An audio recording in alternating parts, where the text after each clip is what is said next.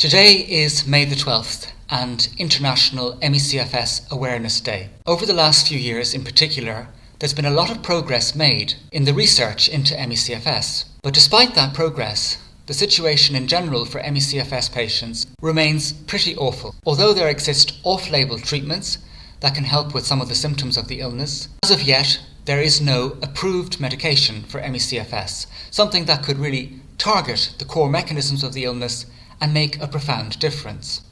Furthermore, most of the research into ME-CFS is not taught to doctors in the mainstream medical profession, which means that many ME-CFS patients are still told that their problems are all in their head. And of course, the ultimate reality of ME-CFS, even though the illness does operate on a spectrum, is that the quality of life can be very low. In fact, one study found that in comparison to a range of other well-known illnesses, including cancer, rheumatoid arthritis, multiple sclerosis, Parkinson's, that the quality of life of ME-CFS patients actually came in at the very lowest. And the absolute burden of suffering caused by this illness has only skyrocketed in recent years thanks to the COVID pandemic. This is because post-COVID ME-CFS is considered to be the severest form of long COVID. And so the number of people now suffering from ME-CFS worldwide, well, it's hard to know for sure, but it probably runs at least into the 70 to 90 million range. So this is a situation that needs to change, and it needs to change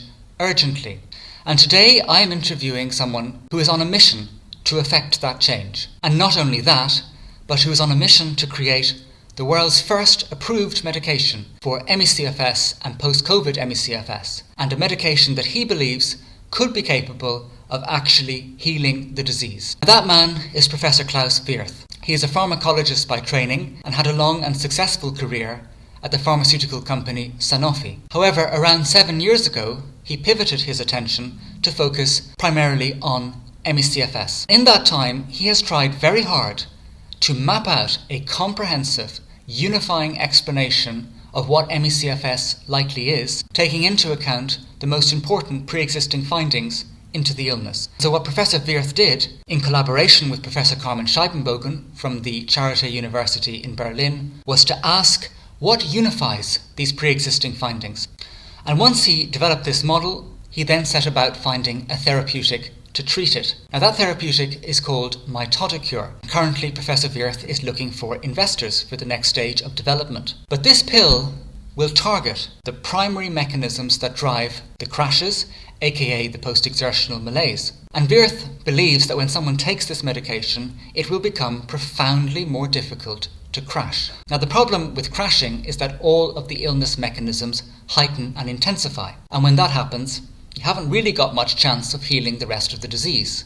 Wirth's core concept is that if you can actually prevent PEM from happening, the natural healing mechanisms of the body will be much more likely to be able to deal with the rest of the illness mechanisms itself. And so I am posting this interview with Professor Klaus Wirth today on the 12th of May because I strongly believe that it is this line of research and this potential medication that offer the greatest beacon of hope for the ME-CFS world, and so that the countless millions of people who are now suffering worldwide with this illness one day need no longer do so. Now, for those of you who don't know me, my name is Patrick Usher, and I'm an ME-CFS patient. I've had the privilege of knowing Professor Wirth now for the last 3 years, and we have been in regular contact. The book that I recently wrote, Understanding ME-CFS and Strategies for Healing, has a foreword written by Professor Wirth, and my book is really trying to explain in an accessible way the ME-CFS model put forward by Professor Klaus Wirth and by Professor Carmen Scheibenbogen.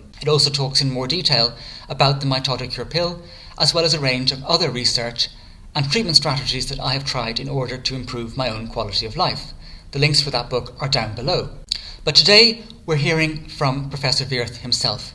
And so what can you look forward to in this interview? For the first 25 minutes, we do a deep dive into his research. We talk about what the unifying model of ME-CFS tells us about the illness. We talk about why the low blood volume comes about in this condition. We talk about what's going on in the muscle cells, in the muscle fibers, and how key findings, like that from the Dutch team led by Woesten Appelman, of muscle necrosis during post-exertional malaise is likely only explainable when we consider the Wirth and Scheibenbogen model. And then, in the last 15 minutes of the interview, we switch to talking about Mitodicure. What will its mechanism of action be? How might it prevent PEM? How does Professor Wirth see this medication as potentially curative? If an ME-CFS patient were to take this medication, how would their quality of life change immediately as well as in the mid to long term? Where are we at in terms of clinical trials? What still needs to be done? And how it is that if Mitodicure has a good result in a clinical trial, it could not just help the countless patients who are suffering, but also clarify the whole nature of the disease and bring our understanding forward light years, literally overnight. So I hope you find this interview interesting. Please leave your comments down below. Please do share this interview widely. I believe that this is a message that really needs to get out there. I do not think enough ME-CFS patients are aware of Mitodicure and what it could bring to the ME-CFS world. And I also think that it's important for us as patients to make noise about this potential medication, because we need to attract the interest of the media, we need to attract the interest of journalists, because if journalists can start writing about this, it makes it far more likely that the investors will be found, so that we can actually get these trials done and know for sure whether or not Mitodicure is the long-awaited answer for ME-CFS and Long Covid. Professor Wirth, thank you very much for joining me today. Would you mind please telling us a little bit more about your background prior to working on ME-CFS and the kind of areas that you worked on in drug development? I'm a medical doctor by training. Before getting involved in ME-CFS, I had worked 33 years in drug research in the Department of Pharmacology at Sanofi. I had worked on numerous different projects and diseases. There was almost no organ I hadn't worked on. Most of the time I spent with cardiac and cardiovascular project for a long time with a focus on arrhythmias. This helped me to understand the cardiovascular disturbances like orthostatic intolerance and hyperperfusion, ME-CFS.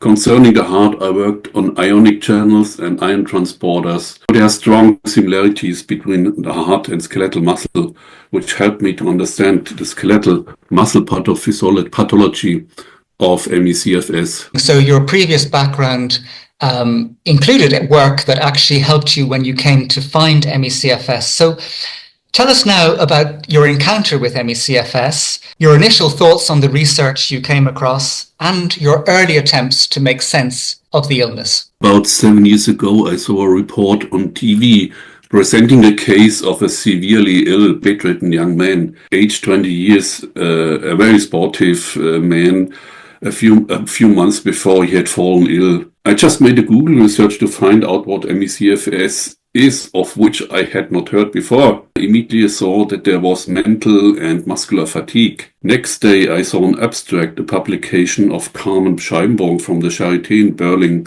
in a database PubMed. Beta-2 receptors or the antibodies were mentioned, having worked and even published on the role of beta-2 adrenergic receptors for cerebral blood flow, and having measured muscle perfusion as a reference blood flow. I immediately realized that beta receptors are important for cerebral and skeletal muscle blood flow. I concluded at the time that beta-2 adrenergic dysfunction could play a role in mental and muscle fatigue in ME-CFS via poor blood flow to both organs. This abstract was the most recent one. Had I looked 1 or 2 days earlier, I would have had no reason to continue my efforts. Okay, so you're coming across ME-CFS kind of for the first time, and you're trying to understand what it's about. Now, at a certain point, I believe you changed your heuristic approach, that is to say, your methodological approach to trying to understand ME-CFS, to focus on trying to find explanations for concrete data. Why did you approach trying to understand the research in this way? ME-CFS is a very complex disease. When I started to understand the disease with its variety of symptoms and disturbances in many organs, a very confusing picture, I made a literature research and read probably dozens of publications and hundreds or even thousands of scientific abstracts. I couldn't find any hint to or explanations for a deeper cause of the disease. I have tried to understand single symptoms I recognized that there could not be 100 different explanations or pattern mechanisms for 100 symptoms to explain 100 different symptoms. I felt there must be a unifying, comprehensive explanation, and I started searching it. I also recognized that there must be a severe skeletal muscle disturbance. Soon I recognized similarities with the experimental ischemia reperfusion situation the heart where I had worked on, where sodium overload finally causes calcium overload and tissue damage. I tried to find out the mechanism that could cause sodium-induced calcium overload in ME-CFS. I see. So you're coming across ME-CFS, you're seeing that it's an illness with so many different symptoms, and you're going down trying to understand them, but they might all seem quite random. How can all these things be happening at the same time? And so you think we need a unifying hypothesis, for ME-CFS to make sense as an illness. It can't be a lot of random symptoms. It actually has to be, a condition like any other illness where there are pathomechanisms that can be worked out, explained, and predicted. So you start setting out trying to find a unifying hypothesis of the illness. Yes. Now, I believe at that early stage still, you were curious about one thing in particular, which was the low blood volume that comes about in ME-CFS. And this is caused and perpetuated by suppression of the renin-angiotensin-aldosterone system, which for viewers is a system, a hormonal network in the body that controls the retention of salt, and its activity is strangely low in ME-CFS to both cause the low blood volume and maintain it. And this is kind of going against standard textbook teaching. So why this renin-angiotensin-aldosterone system suppression was occurring, I would imagine, would have seemed like a puzzle to solve. Can you explain a bit to us how the renin-angiotensin-aldosterone system is supposed to work normally, what is happening instead in ME-CFS, and how your research might ultimately have solved the so-called renin-angiotensin-aldosterone paradox? Yes, orthostatic dysfunction is present in almost every patient. At least a decrease in cerebral blood flow after standing up or even in a sitting position. This reduces cerebral blood flow and explains at least the disturbed cognition and mental fatigue, at least partially. Hypovolemia is one of the causes. Physiologically, the renal hormone rises in hypovolemia to refill the blood volume, but renin is found normal or low instead of being high in ME-CFS. This is called the renin paradox. I had worked a long time in cardiovascular pharmacology and also on bradykinin. It's a vasoactive and inflammatory endogenous peptide, and I worked on bradykinin receptor antagonists almost 20 years ago. I knew that bradykinin is released from organs, including heart and muscle, together with other vasoactive and inflammatory mediators like prostaglandin, prostacyclin, and adenosine in states of poor energy and low ATP, as it occurs in situations of poor perfusion. The physiological purpose of this release is to raise blood flow to the organ for compensation. I also knew that bradykinin and prostacyclin act in the kidney. I had even initiated a project to increase sodium and water excretion for a heart failure project by enhancing the effect of bradykinin in the kidney. These mediators raise renal blood flow and they inhibit tubular sodium reabsorption, which increases then urinary sodium and water excretion. This means loss of blood volume and finally hypovolemia. The interesting point is that both effects destroy the signals that would otherwise stimulate renin production in the kidney in hypovolemia, so renin does not rise. This delivers the explanation for the missing rise in renin, which is the so-called renin paradox. The interesting point, the assumption of a poor energetic situation in skeletal muscle and the excessive production in a large muscle mass and spill over into the circulation, the distribution of these mediators to every organ, including the kidney, would not only explain hypovolemia and the renin paradox, but also a number of symptoms. This is because these vasoactive and inflammatory mediators cause pain, they cause hyperalgesia, they cause microvascular leakage, which means edema and hypovolemia, and they cause painful spasms in many organs. Meanwhile, the skeletal muscle situation has been sufficiently demonstrated, and normally these mediators should be released for compensation.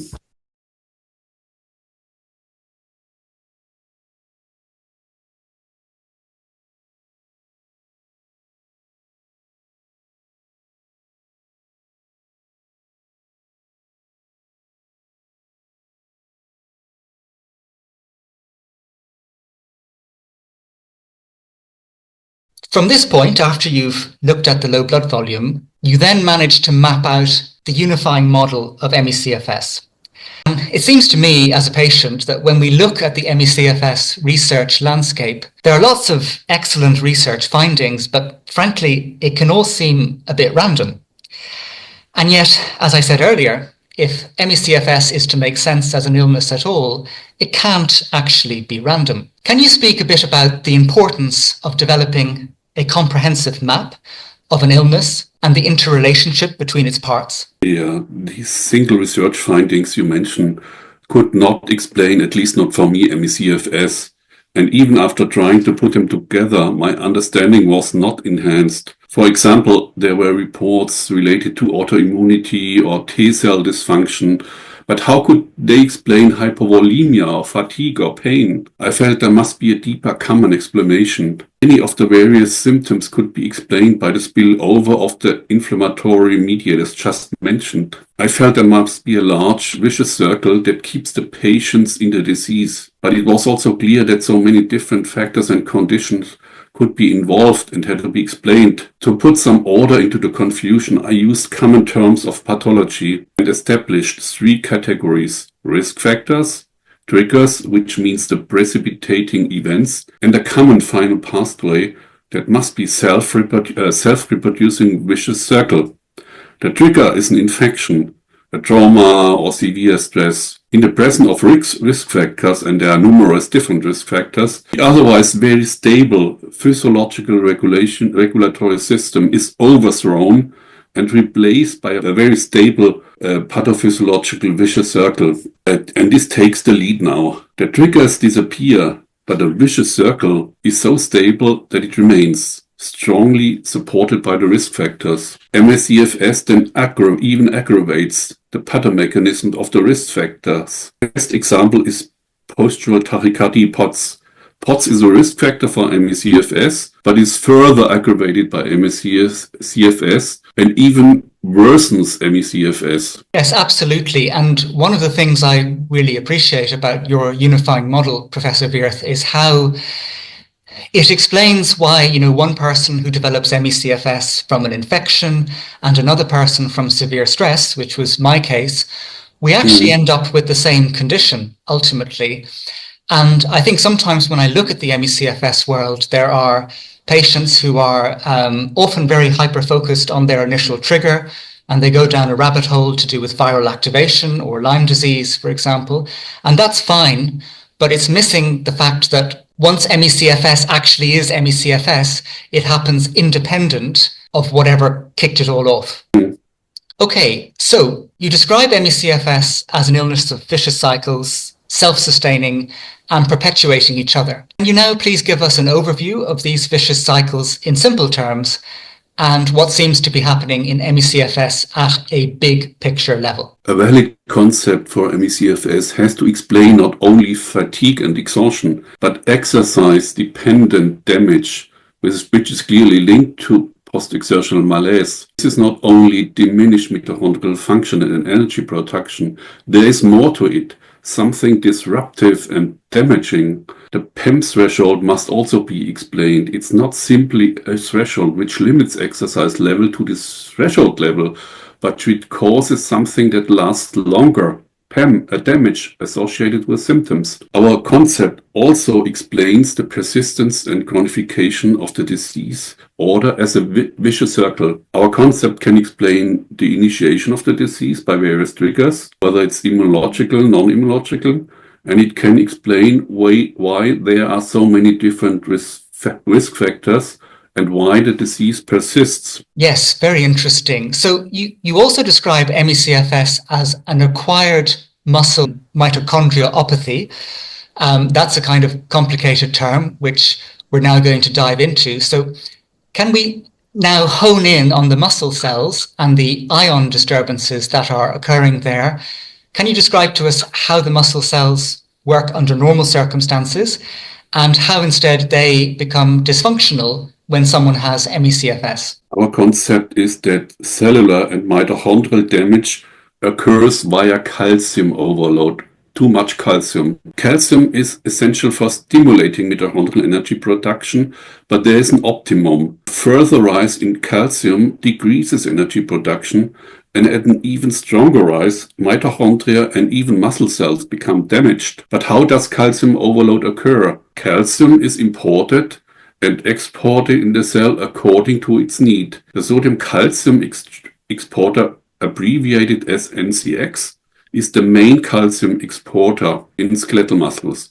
In the normal transport mode, at normal intracellular sodium concentration, it exports calcium in exchange for the entry of sodium, which provides the energy and the driving force for the calcium outward transport. At a high intracellular sodium level, the NCX changes its transport mode to import calcium instead of exporting it. This causes calcium loading, calcium overload, and mitochondrial and cellular damage. This kind of damage is well known to be the mechanism of the experimental ischemia reperfusion damage. The next question is what causes sodium loading and overload that finally causes calcium overload? And there are two causes: a higher sodium influx, which occurs in situations of hyperperfusion and low blood flow, when energy consumption is high as it is in an exercise in muscle. The second cause is probably even more important. Sodium potassium ATPase, also called the sodium pump, physiologically exports sodium, which enters the cell through excitation via sodium channels and via ion transporters. And it imports potassium to restore and maintain skeletal muscle excitability. The sodium pump must be 10 to 20-fold stimulated during intense muscle work, and it has a high energy need. A basic assumption in our concept is that its activity during muscle work is insufficient in ME-CFS, and this for several causes. First, the only stimuli during exercise of the sodium pump are beta-adrenergic receptors and calcitonin gene-related peptide. Both stimulatory mechanisms can be deficient. The first by desensitization of the beta-2 adrenergic receptors via the high stress level in ME-CFS, and by autoantibodies that have been found against the beta-2 receptors. Concerning the calcitonin gene-related peptide, it is produced by small nerve fibers. It should be deficient as soon as small fiber neuropathy has developed, which is so frequently the case. Once mitochondrial dysfunction has developed, reactive oxygen species are produced. These have a strong inhibitory effect on the sodium pump. Moreover, the sodium pump has a high requirement for ATP. With mitochondrial dysfunction, its energy supply could be insufficient. Enhanced sodium influx and a decreased sodium outflux together raise intracellular sodium to reverse the transport mode of the NCX to cause calcium overload and damage. Thank you, Professor Wirth. That was very interesting and very detailed. I just want to pick up on a few things there. The first is that I know that when patients hear about sodium overload and calcium overload, they're often immediately thinking, is that something to do with what I'm eating? Is it to do with the salt I'm eating or the calcium I'm taking in my diet? But what we're talking about here, to be clear for people, is it's not what's going on in the bloodstream. It's what's going on at a cellular level, deep within the muscles. And in fact, in ME-CFS, there seems to be this kind of strange situation where in the muscles, you're gaining sodium, and in the bloodstream, you're actually potentially losing it from the renin-angiotensin-aldosterone paradox that you were talking about earlier. Mm. Also, I think what's really interesting about your research, talking about the sodium overload in the muscles and then the calcium overload, which then causes the mitochondrial damage and depletion, is we've known about the mitochondrial damage and depletion for a long time. But to my mind, it seems like this explanation actually gives us a really comprehensive understanding of why it's actually happening. Mm. All right, you've been busy recently with writing some new papers. You wrote a paper with Professor Carmen Scheibenbogen, with whom you've written 6 or 7 papers at this stage, in which you reviewed evidence for skeletal muscle disturbances in ME-CFS. And there you talked about a paper by a Dutch team led by Wust and Appelman, which found that during PEM, there's actually muscle tissue death that occurs during crashes. So can you tell us a bit now about what that Dutch team found in this very exciting paper and why you think that their finding really strengthens your hypothesis of what ME-CFS is? The Dutch team performed an exercise study in ME-CFS patients, so-called cardiopulmonary exercise test. As expected and already shown in several other investigations, the patients showed signs of anaerobic metabolism and diminished oxygen uptake. The investigators performed muscle biopsies before and 1 day after the exercise test. What they found were signs of damage and regeneration in skeletal muscle, signs of regeneration in the biopsy before and after exercise. While signs of damage were mild before exercise, they were quite clear and marked after exercise. Muscle cell damage and necrosis among other observations. The conclusion from that is that an exercise that causes PEM can cause skeletal muscle damage. Signs of regeneration in the biopsy even before the exercise test tell us that damage must occur repeatedly. It can be assumed that the biopsies after the exercise were appropriately and optimally timed to recognize cellular damage, which means necrosis of muscle cells. Concept damage is expected by calcium overload, so it's not surprising. One might have thought that damage could be restricted to mitochondria and would not yet lead to muscle cell necrosis. This may be the case at lower levels of exercise that already can cause PEM. A clear, strong muscle effort like that applied obviously leads to damage that not only affects mitochondria as the most sensitive structure, but also concerns muscle cells. With less strong efforts that cause milder forms of PEM, I suppose that only mitochondria would be affected without cell necrosis. But the point is that such damage will occur repeatedly with every PEM, and therefore damage can accumulate over time and damage the mitochondria. The importance of this investigation is that it shows damage, and that is an exercise-induced damage in line with our concept. If we assumed only mitochondrial dysfunction by autoantibodies or viral agents to lower ATP production, which other explanations really do, one would expect a limited exercise capacity only. This would mean that a patient would not be able to raise its activity beyond a certain limit. But why should skeletal muscle damage then occur? Exercise-induced damage has to be explained, and also why there is a threshold for PEM and for the damage. We explain this clinical PEM threshold by a biological threshold. It is the reverse mode threshold of the NCX, the intracellular sodium concentration at which the NCX changes its transport direction to import calcium and finally cause overload and damage. Our concept can also explain why so many different triggers and risk factors lead to the same disease, which is ME-CFS.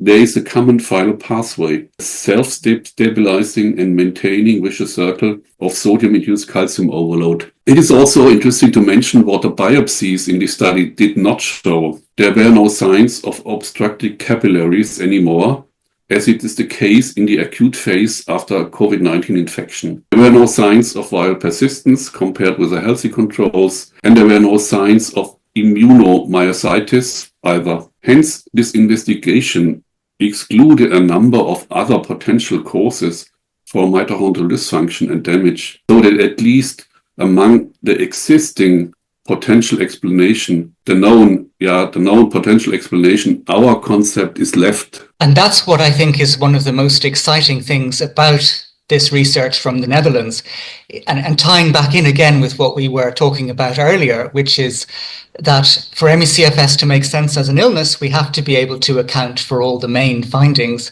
And muscle death during PEM, you got to explain that. You can't just leave it and say that's interesting. We have to understand what's going on.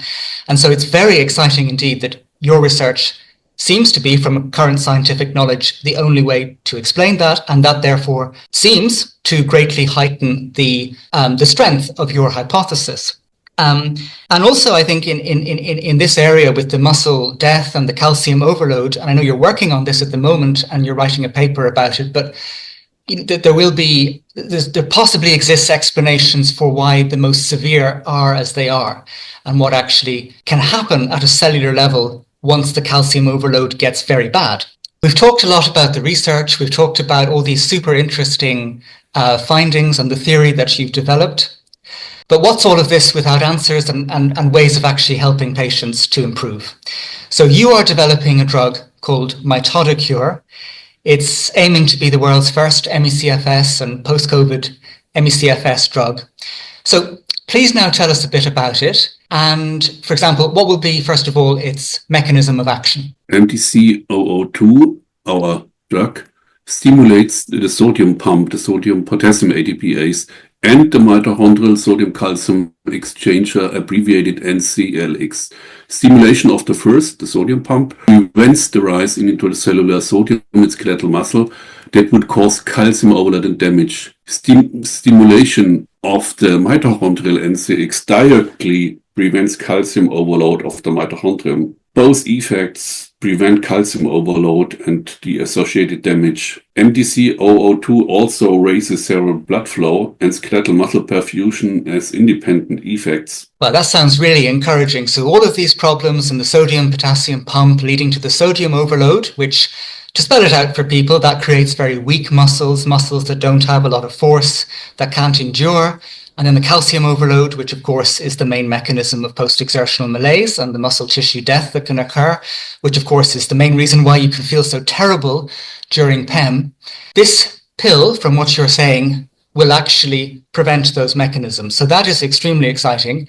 And by doing so, you would actually be targeting, it seems, the central mechanisms of post-exertional malaise itself. Let's make this more concrete for people, Professor Wirth. Imagine you're an ME-CFS patient. Let's say you're quite a moderate one. Maybe you're able to do 2,500, 3,000 steps a day. You're mainly housebound. You can get PEM quite easily. For example, you just walk up the stairs a bit too quickly. You start taking Mitodicure. What would you imagine or hypothesize would be the changes that patient would experience? If the drug is effective and in the way we think, the patient would start with more energy and could perform longer and better. The PEM threshold would get higher in the first time of the treatment. In this phase, the patient should still be careful using the higher energy level that he may feel he has with the drug. The aim is healing the disease. This means that the mitochondrial disturbance has to heal. Mitochondrial damage occurs with every PEM. PEM has to be absolutely avoided, even it would occur at a higher level of effort with the drug. With MTC-002, we would abolish the damaging pathomechanism so that the mitochondrion could recover and regenerate undisturbed. Mitochondria can only regenerate from the pool of intact mitochondria that would be left. Thus, it is important to avoid every effort that causes PEM for a while,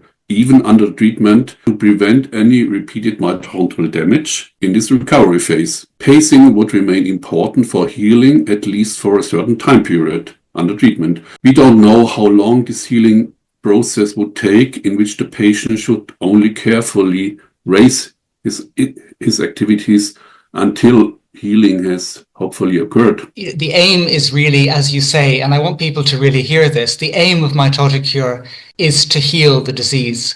I mean, so many medications, the aim is more to suppress symptoms, but in this case, you've chosen to target mechanisms of PEM, which really are what keep people stuck in the illness, because every time you go into PEM, all the problems heighten and intensify, and the body then just has this massive repair job that it has to do in order to actually recover from that onslaught. But if you have a pill that can actually make PEM much less likely, well, then the body's still trying to heal, and it will now be able to put those resources into actually healing up the rest of the disease. So do you think it might be feasible that, for example, people could take Mitodicure for a year and then they taper off it and they might actually remain well and free of ME-CFS? One has to distinguish three terms or mechanisms. There are numerous risk factors for ME-CFS that are inborn or acquired risk factors. Then there are triggers, infection or trauma, for instance, an accident or very stressful situations. These trigger the disease. Triggers in the presence of risk factors cause ME-CFS, which becomes a very stable vicious circle, mainly driven by skeletal muscle mitochondrial dysfunction and perfusion disturbances.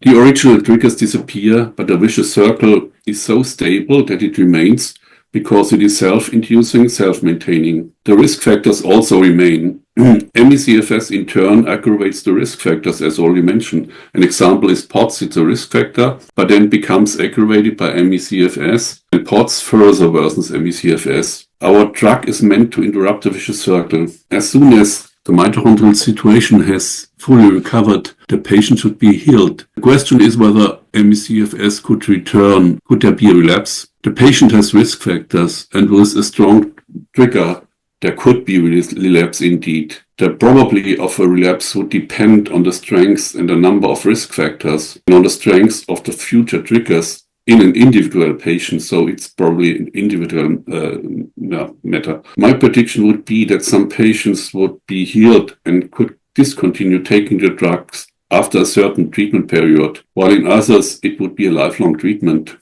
From a regulatory point of view, we would be compelled to show what happens after discontinuation of the drugs, at least first in the milder or moderate cases. I've alluded to it just now, but there's so many things going on in ME-CFS. When you were thinking about developing a therapeutic compound for the illness, why did you think that the mechanisms of PEM, that was where you should focus your efforts and that's where you should target the illness with a therapeutic?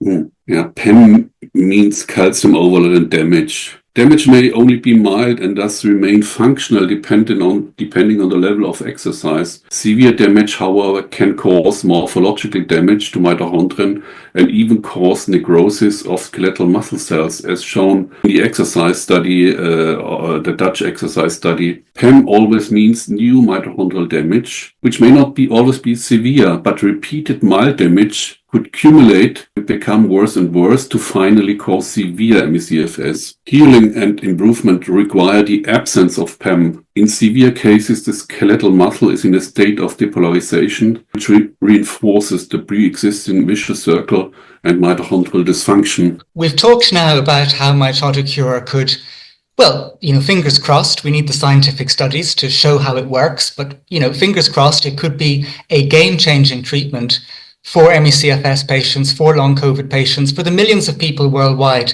who are currently suffering so much. It could also help in other ways too, couldn't it? Because what this would be employing would be the so-called pharmacological approach to research, the drug development approach to research, which is something the ME-CFS world hasn't really had up until now. So can you tell us a bit about that, and why might drug development-based research really help advance our understanding of what ME-CFS actually is? ME-CFS is not a new disease, but a young research field. I've never seen that there is an academic consensus so early on the pathomechanisms, particularly not in such a complex disease. An agent that is derived from a reasonable working hypothesis could finally prove or perhaps disprove the hypothesis. Everybody having a hypothesis is invited to present a therapeutic concept and to develop it for testing in patients. Such competition is what made drug research so effective. What you're saying is that if there is an hypothesis of an illness, a reasonable working concept of an illness, and you have a therapeutic that's actually based on that hypothesis, and then you test the therapeutic and it works as you expect, not only do you have something to help patients, but you actually have validated the disease model. So you can then say with much more certainty, this is what ME-CFS actually is. And in that way, you kind of speed up research by decades, potentially. Yeah, you're right. Huh?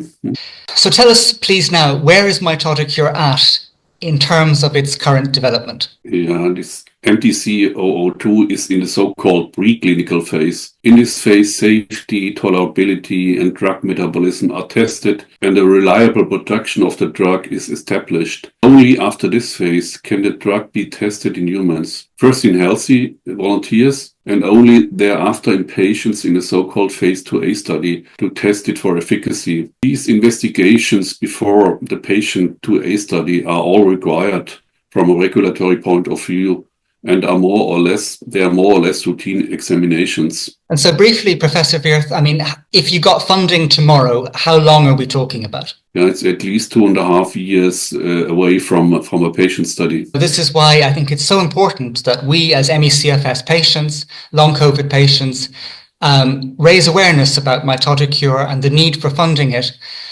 because it may ultimately partly depend upon us raising noise about this in order to actually attract an investor.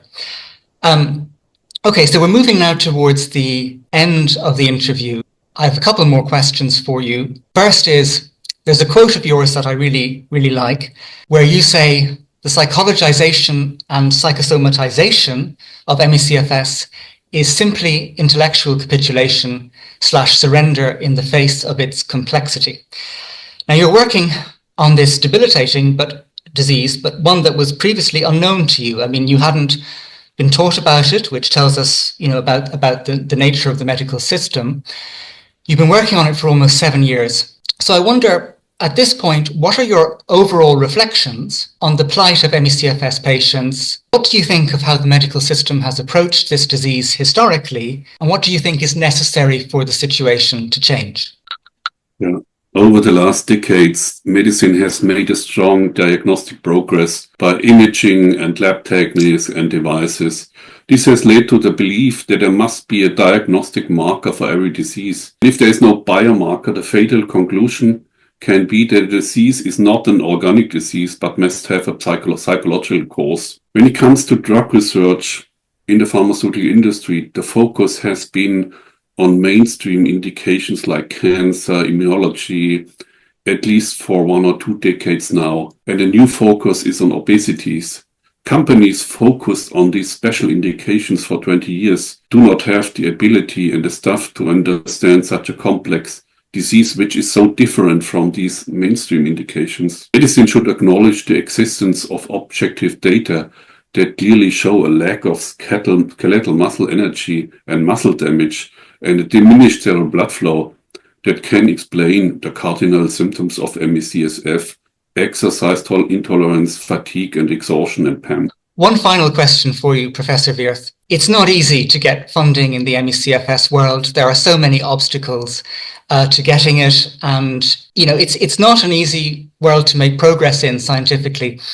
What motivates you to keep going? I want to see a treatment for this debilitating disease. I mean, I've worked such a long time on it, and I will continue my efforts till I have this drug, and if I know that it works or it doesn't work. Thank you, Professor Wirth. Well, listen, we all hope for those trials to happen. And fingers crossed that when they do happen, we will see that this drug actually will help the many people around the world who are struggling, some of them very severe, living in darkened rooms, not getting very much support, bedridden. This will be the first medication that could work for people en masse.